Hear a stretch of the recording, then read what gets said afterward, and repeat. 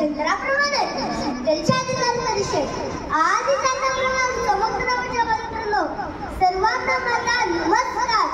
आन देश की शान देश की देश की हम संतान हो, तीन रंगों से रंगा तिरंगा आपकी एक पहचान है, रंग लाई आपकी एक कुर्बानी, फक्र से लोग मैंने आपका परिचय देती, फक्र से लोग मैंने आपका परिचय देती।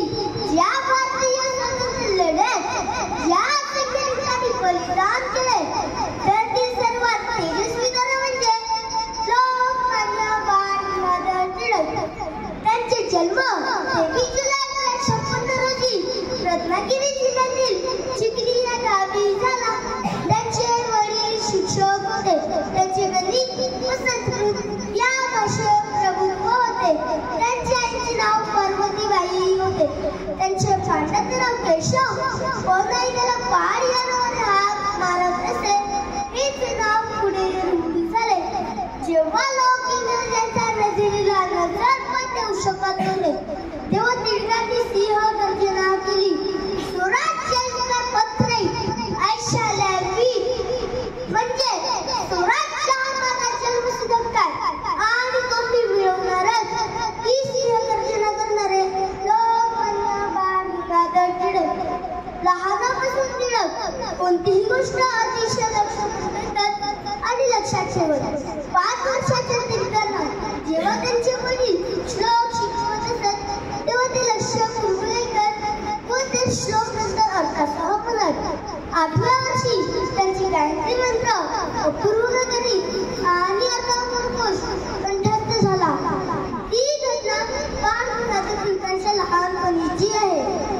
एकदा ते घरी एकटेच बसले होते की अचानक त्यांना चौकात हिंडण्याची इच्छा झाली, पण एकटे कसे हिंडणार म्हणून त्यांनी घराच्या खांबाला आपला सोबती केला। उजवा हात खांबाकडे तर डावा हात स्वतःकडनं फिरून लगे। असे फिरता फिरता ते 2 वेळा हरले। आजी हे दृश्य लांबून बघत होती, ती हसत हसत म्हणाली, तुला काय म्हणू, एका खांबाकडे विसरला? टिळक म्हणाले, हरलं तर काय झालं, माझा उजवा हात खांबाची स्वाधीन होता आणि मला उजवा हाताने खेळण्याची सवय म्हणून खांब जिंकला, नाही तर मी जिंकलो असतो। किती अपूर्व होता टिळकांचा न्याय, ज्या हातात खेळता येत होतं, ज्या हाताने खांबाकडे खेळले आणि हरल्यानंतर सहजता हारी मान्य केली, असे होते टिळक।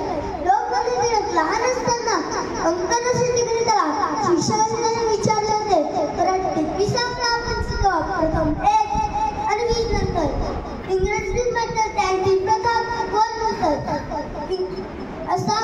असा क्रम असतो। त्या विस्तार गणिताची टिळकांची विचार करण्याची उच्च होती।